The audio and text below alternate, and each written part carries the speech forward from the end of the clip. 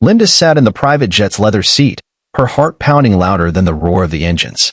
She stared out the window, watching the desert sands of Dubai shrink behind her as the plane ascended into the sunset.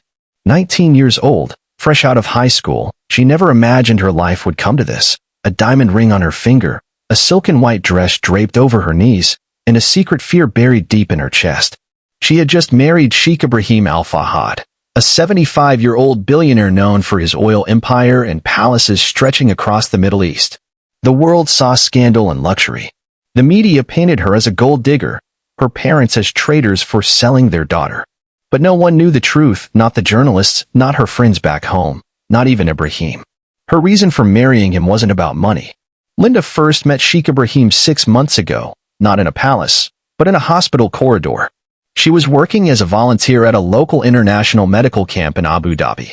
He was a quiet, frail man visiting the pediatric oncology unit anonymously, dressed in plain white robes, without guards or titles. Linda had no idea who he was when she saw him quietly slipping $100 bills under each child's pillow. When she confronted him gently, thinking he might be someone's overly generous grandfather, he just smiled and said, "They'll dream better this way." She didn't forget that smile. He came every Thursday. She brought him tea and jokes, and he'd listen, laugh, sometimes cry. One evening, when a little girl named Noura passed away, Linda found him sitting in the corner of the hospital garden, tears in his eyes. "Why do you come here?" she asked softly. "Because I don't know how to be young anymore," he answered. "But watching people like you reminds me." That night, he told her everything, his past, his regrets, the power that aged him faster than time. He had 3 sons, all hungry for his fortune, none interested in the people he tried to help. And a secret, he was dying. It was 3 weeks later when he made the proposal, not of romance, but of legacy. "Marry me," he said quietly, as they sat by the fountain outside the hospital. "Not for love, but to protect the work I've built. My sons will destroy it all when I'm gone. But if my fortune legally belongs to someone with heart, someone like you, maybe some of it will do good long after I'm dust." Linda was stunned. He wasn't asking for intimacy, passion, or youth. He was asking for kindness.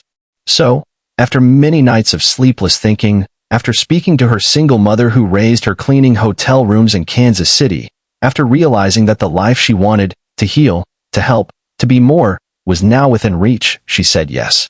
The wedding was grand, guests in golden robes, orchestras playing across mirrored halls, and camels dressed in silk walking the palace grounds.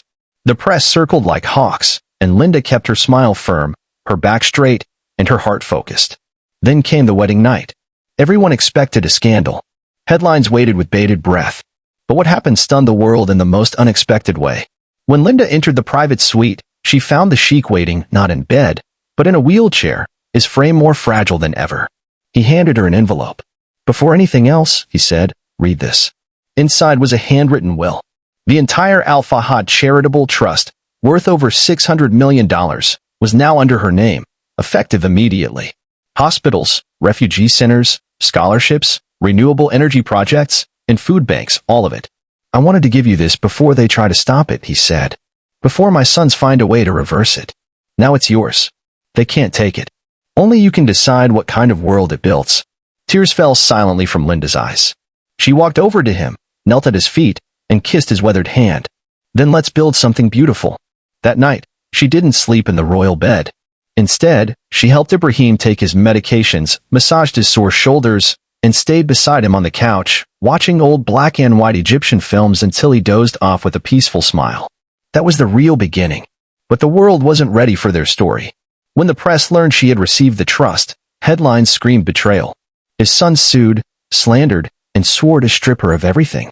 But Linda, with her soft strength and unwavering grace, faced them all in court. She didn't fight with lawyers alone. She brought in families from refugee camps in Syria, doctors from the Sudanese hospitals funded by Ibrahim, and orphans who now had homes because of his foundation. One by one, they stood on the witness stand and told the court who Linda really was. Not a child bride, not a con artist, but a warrior of hope. The judge ruled in her favor. The trust stayed in her name. Ibrahim passed away 3 months later. In his sleep, with Linda holding his hand, she buried him in the garden of the hospital where they met, beneath a flowering olive tree. A plaque read, "He dreamed better dreams for the forgotten." And Linda? She didn't buy yachts or diamonds.